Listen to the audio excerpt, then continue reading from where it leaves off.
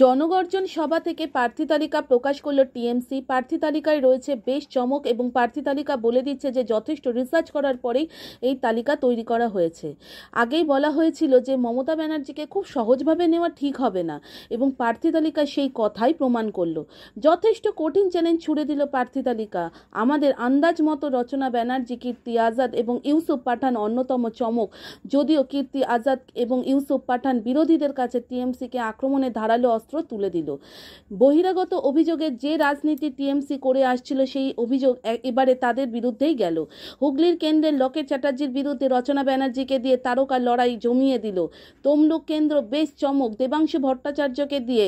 যদিও শুভেন্দুর খাস গড় তমলুকে দেবাংশু কতটা কি করতে পারবে সেটা সময় বলে দেবে।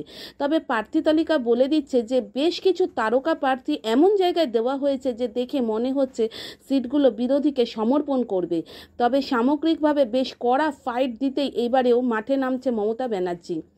এদিনের সভায় বেশ প্রত্যয়ের সঙ্গেই বললেন তার রাজনীতি থেকে অবসর বিশ্বের স্বেচ্ছা মৃত্যুর মতোই তার ইচ্ছেতেই হবে। পশ্চিমবঙ্গ থেকে তাকে হারানো সম্ভব নয়। চমকের দ্বিতীয় পালায় ছিল নানান জায়গা থেকে ছোট ছোট উপজাতি এবং আদিবাসী গ্রুপের মঞ্চে উপস্থিতি, যার ঘোষণা করলেন চন্দ্রিমা ভট্টাচার্য এবং সেই ভোটগুলো এবারে সুনিশ্চিত করে নিল প্রার্থী তালিকা প্রকাশের দিনেই। আসন্ন নির্বাচনের নিয়মিত খবরাখবর পেতে চোখ রাখুন নিউজ আপডেটের ফেসবুক পেজে।